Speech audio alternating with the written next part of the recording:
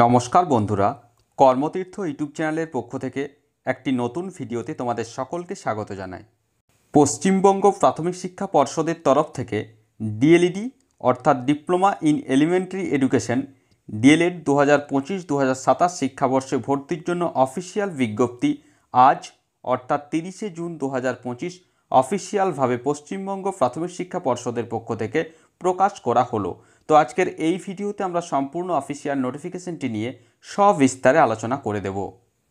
Official বিজ্ঞপ্তি open করলাম, যেটি West Bengal board of primary এডুকেশনের পক্ষ থেকে পাবলিশ করা হয়েছে আজ জাস্ট কিছুক্ষণ আগে অর্থাৎ 30শে জুন 2025। জাস্ট কিছুক্ষণ আগে অফিসিয়াল বিজ্ঞপ্তিটি প্রকাশিত হয়ে গেল।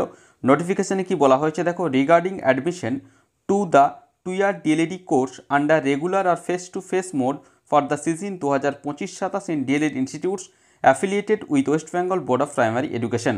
অর্থাৎ তোমরা অনেকেই কমেন্ট করছিলে যে 2025-27 শিক্ষাবর্ষে ডিএলএড কোর্স কবে নাগাদ যে অ্যাডমিশন প্রসিডিওর সেটা শুরু হতে চলেছে।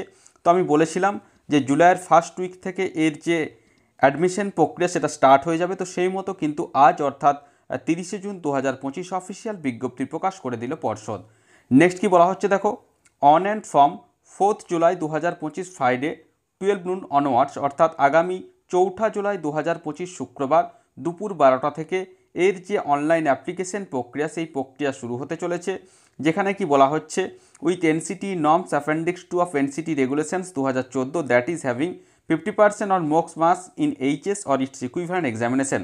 অর্থাৎ উচ্চ মাধ্যমিকে ন্যূনতম 50% নম্বর পেয়ে থাকতে হবে, তাহলে তারা অবশ্যই 2 বছরের যে ডিএলএড কোর্স অর্থাৎ রেগুলার অথবা ফেস টু ফেস মোডের যে কোর্স 2025-27 শিক্ষাবর্ষে তার জন্য আবেদন করতে পারবে। নেক্সট আমরা আসছি দেখো, এই যে লিস্ট অফ ইনস্টিটিউটস অর্থাৎ যে শিক্ষা প্রতিষ্ঠানের যে তালিকা সেটি অবশ্যই West Bengal board of primary এডুকেশনের অফিসিয়াল ওয়েবসাইটে দেওয়া রয়েছে, সেখান থেকে তোমরা কিন্তু দেখে নিতে পারবে। নেক্সট আমরা আসছি শিক্ষাগত যোগ্যতা কি বলা হচ্ছে, অ্যাজ পার এনসিটি রেগুলেশন 2014 অর্থাৎ 2014 অনুযায়ী প্রার্থীকে অবশ্যই উচ্চ মাধ্যমিকে ন্যূনতম 50% নম্বর পেয়ে থাকতে হবে এবং রিজার্ভ ক্যাটাগরির প্রার্থীরা অর্থাৎ SC ST OBC PWD ex serviceman প্রার্থী হয়ে থাকলে সেক্ষেত্রে উচ্চ মাধ্যমিকে যদি 45% নম্বর পেয়ে থাকে তাহলে তারাও কিন্তু অবশ্যই এখানে আবেদন করতে পারবে। অর্থাৎ এইচএসে ন্যূনতম 50% নম্বর পেয়ে থাকলে ডিএলএড কোর্সের জন্য আবেদন করতে পারবে। নেক্সট আমরা এখানে আসছি দেখো কি বলা হচ্ছে দেখো, medium of instruction of A recognised institute affiliated to the board is ইলুস্ট্রেটেড below. অর্থাৎ যে মিডিয়াম কলেজে ভর্তি হবে অর্থাৎ যদি কেউ উচ্চ মাধ্যমিকে বাংলা পড়ে না থাকে তাহলে সে কিন্তু বাংলা মিডিয়াম যে কলেজ রয়েছে সে কলেজে কিন্তু ভর্তি হতে পারবে না। অবশ্যই সেক্ষেত্রে 100 নম্বরের বাংলা এবং সাথে অবশ্যই ইংলিশ বিষয় কিন্তু পড়ে থাকতে হবে, যেটা কিন্তু সকলেরই রয়েছে। নেক্সট আমরা আসছি এজ লিমিট, যেটা বলা হচ্ছে upper age limit as on the first day of July অর্থাৎ 1 জুলাই 2025 অনুযায়ী জেনারেল ক্যাটাগরির প্রার্থী হয়ে থাকলে 35 বছর বয়স পর্যন্ত আবেদন করতে পারছো।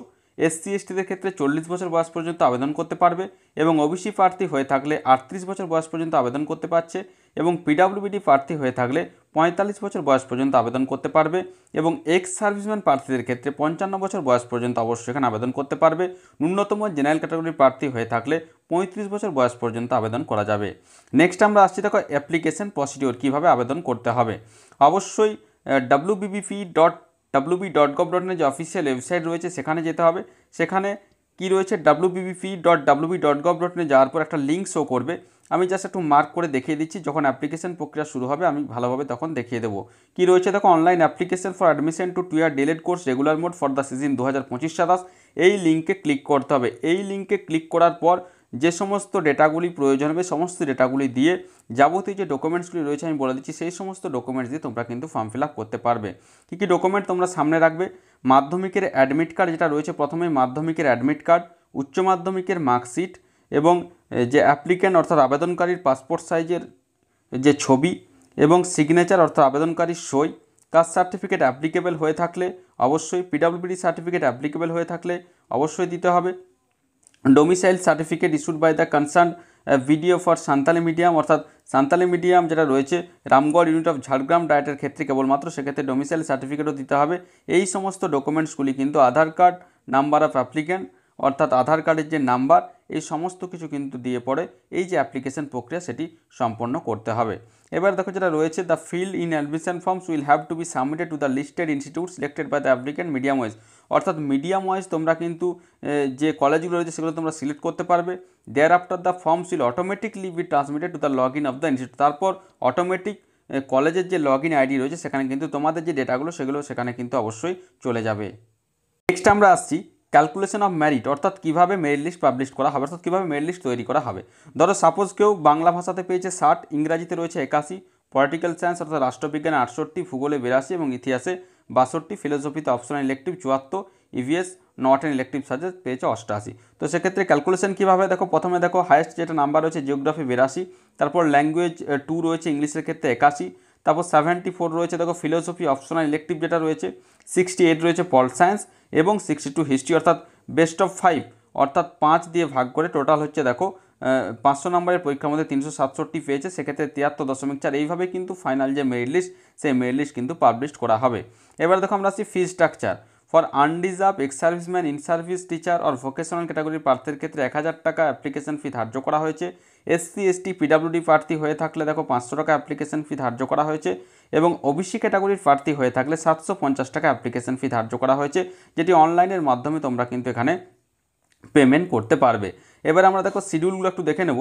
অ্যাডমিশনের যে শিডিউল রয়েছে, আগামী 4 জুলাই 2025 শুক্রবার দুপুর 12টা থেকে অনলাইন অ্যাপ্লিকেশন প্রক্রিয়া শুরু হতে চলেছে।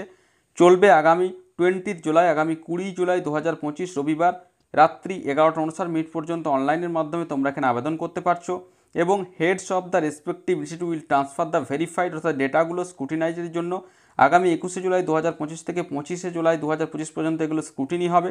তারপর মেরিট লিস্টটা ডিজিটালিভাবে ফরওয়ার্ড করা হবে 28 জুলাই 2025 থেকে 31 জুলাই 2025-এর মধ্যে এবং অ্যাডমিশন প্রসেসটা কিন্তু কমপ্লিট হয়ে যাবে 12 আগস্ট 2025-এর মধ্যে। অর্থাৎ 12 আগস্ট 2025-এর মধ্যে সম্পূর্ণ অ্যাডমিশন প্রসিডিওরটা কিন্তু কমপ্লিট হয়ে যাবে। অর্থাৎ ফর্ম ফিল আপের টাইম খুব কম রয়েছে, আগামী 20 জুলাইয়ের মধ্যে তোমরা কিন্তু পজিটিভলি অনলাইনের মাধ্যমে ফর্ম ফিল আপটা করে নিতে পারবে। The existing affiliated institutes who have their unique user ID and password shall use the same ID and password, but the heads of the newly affiliated DL institute listed for admission under this notification are requested to contact the board's office for getting there। অর্থাৎ এটা হলো কলেজের বিষয়। তোমাদের যেটা প্রধান বিষয় আগামী 20 জুলাই 2025-এর মধ্যে পজিটিভলি অনলাইনের মাধ্যমে যে সমস্ত ডকুমেন্টগুলি রয়েছে এবং যে ফিজটা রয়েছে সেই ফিজ দিয়ে তোমরা কিন্তু যে অ্যাপ্লিকেশন প্রক্রিয়া সেটা কমপ্লিট করে নিতে পারবে। এখানে দেখো দুটো হেল্পলাইন নাম্বার দিয়ে দেওয়া রয়েছে, যদি কারো কোনো সমস্যা হয়ে থাকে অবশ্যই এই যে হেল্পলাইন নাম্বার রয়েছে তোমরা কিন্তু অফিস টাইমে তোমরা কিন্তু ফোন করে তোমাদের যাবতীয় কোয়েরিগুলো তোমরা কিন্তু এখানে জেনে নিতে পারবে। তো অত্যন্ত গুরুত্বপূর্ণ আপডেট, যারা ভেবেছে উচ্চ মাধ্যমিকের পর ডিএলএড কোর্সে ভর্তি হবো তারা অবশ্যই আগামী 20 জুলাই 2025-এর মধ্যে পজিটিভলি অনলাইনের মাধ্যমে ফর্ম ফিল আপটা করে নাও। তো আশা করি সমস্ত বিষয়টা বোঝা গেছে। তারপরেও যদি কোনো প্রশ্ন থেকে থাকে অবশ্যই আমাকে কমেন্ট করে কমেন্ট বক্সে জানিও, আমি যথাসাধ্য উত্তর দেওয়ার চেষ্টা করব। আর ভিডিওটি ভালো লাগলে অবশ্যই একটি লাইক ও শেয়ার করতে ভুলো না। ধন্যবাদ।